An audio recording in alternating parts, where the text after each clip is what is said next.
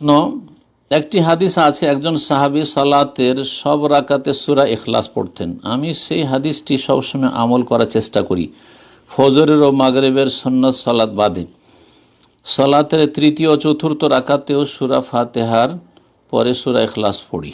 জি, কিন্তু আপনার একটি ভিডিওতে দেখলাম সব সালাতে সূরা ফাতিহার পরে একটি সূরা পড়া সুন্নাত।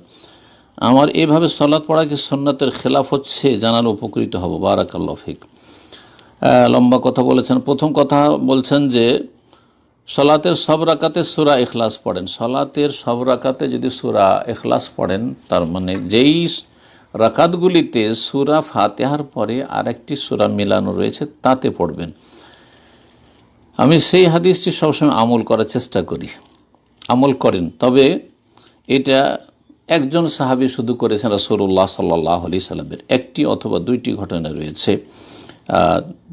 একটি হাদিসে রয়েছে যে সূরা ফাতিহার পর প্রথম সূরা ইখলাস পড়তেন, তারপর অন্য একটি সূরা পড়তেন। আর প্রসিদ্ধ যে হাদিসটি সেটাতে রয়েছে যে এক সাহাবী এক অভিযানে গিয়ে, যুদ্ধ অভিযানে, তার সাথী সঙ্গীদেরকে নিয়ে সূরা ফাতিহা পড়তেন এবং সূরা ফাতিহার সাথে একটি সূরা পড়ে শেষখানে সূরা ইখলাস পড়তেন। তো এই রকমটা ফরজ সালাতগুলিতে পড়তেন। ফজরে মাগরিবের সুন্নাত বাদে সালাতের তৃতীয় চতুর্থ রাকাতেও সূরা ফাতিহার পরে সূরা ইখলাস পড়েন না। তৃতীয় চতুর্থ রাকাতে পড়বেন না। তৃতীয় চতুর্থ রাকাতে সূরা ফাতিহা শুধু পড়বেন, তার অতিরিক্ত পড়বেন না। আর বাকি পড়লে কোনো অসুবিধা নেই। তবে যদি আপনি ইমামতি করেন লোকজনের, তাহলে তাদেরকে জানিয়ে দিতে হবে, না হলে সেখানে কলহ বিবাদ হইচই হতে পারে।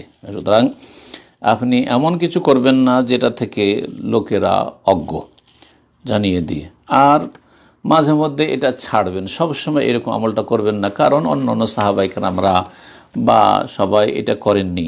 এক সাহাবী করেছেন এবং রাসূলুল্লাহ সাল্লাল্লাহু আলাইহি ওয়াসাল্লাম তাকে জিজ্ঞাসা, তুমি এটা কেন করলে? সহিহ বুখারী যেমন হাদিস রয়েছে। তখন তিনি বলেছেন যে আমি এই সূরা ইখলাসে আল্লাহর গুণাবলী রয়েছে, আল্লাহর কথা রয়েছে, আর আমি তা ভালোবাসি। তখন রাসূলুল্লাহ সাল্লাল্লাহু আলাইহি ওয়াসাল্লাম বললেন যে তাকে বলে দাও যে আন্নাল্লাহ ইউহিব্বু, আল্লাহ তাকে ভালোবাসে। যেহেতু সে আল্লাহর গুণাবলী পাঠ করা, তেলাওয়াত করা ভালোবাসে, সুতরাং আল্লাহ তাকে ভালোবাসে।